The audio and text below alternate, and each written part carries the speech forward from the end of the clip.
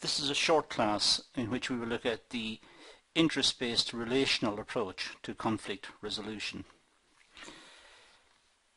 Now, to start, the interest-based relational approach, IBA, is developed as a means of conflict resolution strategy. This type of conflict resolution respects individual differences while helping people avoid becoming too entrenched in a fixed position.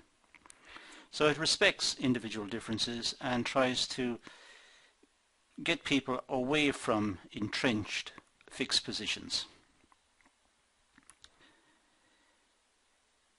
It is an approach that is very, very straightforward and at the same time very effective.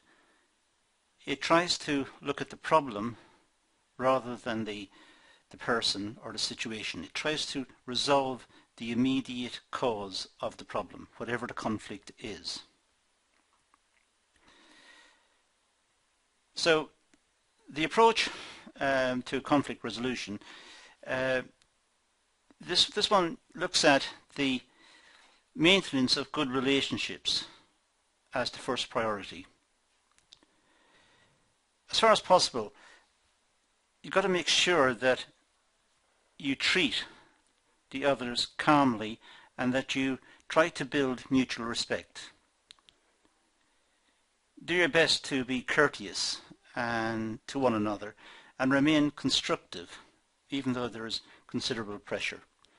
So when there's conflict, it's important to be courteous, to respect the other person, and try to be constructive. Try to build a relationship that is constructive. Second, keep people and problems separate. Don't get the two mixed up. In many cases, the other person is not just being difficult. There may be real and valid differences that lie behind the conflictive positions. By separating the problem from the person, real issues can be debated without damaging working relationships. So try to be constructive and look at the problem. Don't just assume that the other person is being awkward or being nasty. See what lies behind the other person's case and try to resolve the issue. That will solve the problem. Consider all the viewpoints that are expressed. Try to listen carefully and try to understand why the person is adopting the position that he or she is doing. Try to understand their point of view. What is it that's annoying them? What is it that they're trying to communicate? And why? Why are they trying to do this? And if you can understand that, then you're a long way towards resolving the issue.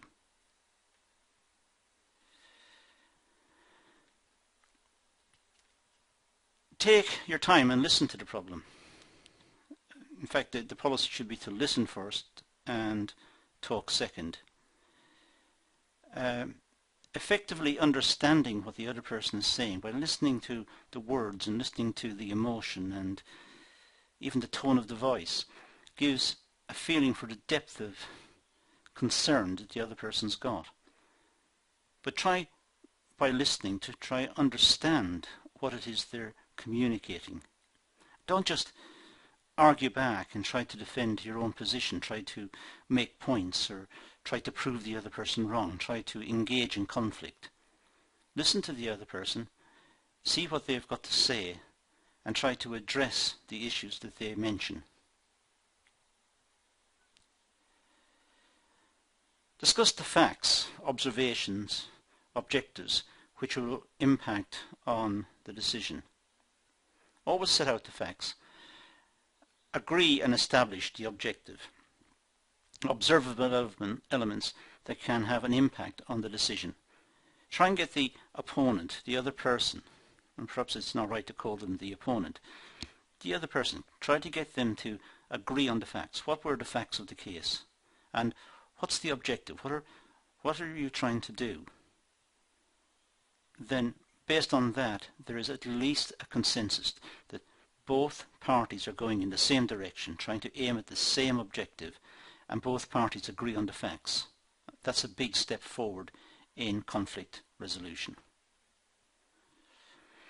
And consider all relevant options.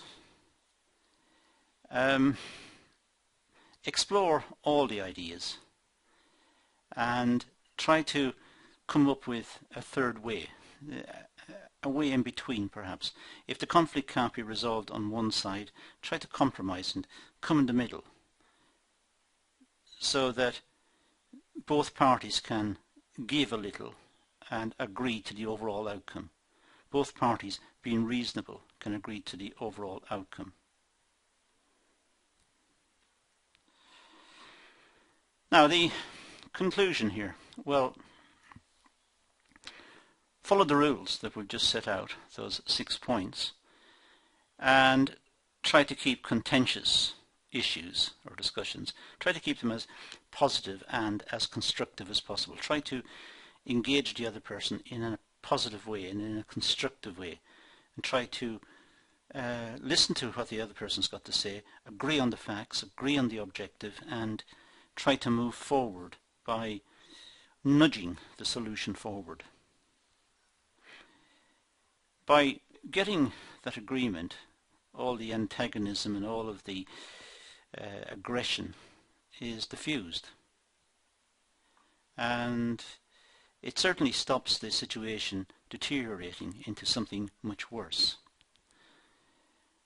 So resolving conflict will give room for better group membership understanding, so the group will have more understanding of each other's and each other's point of view.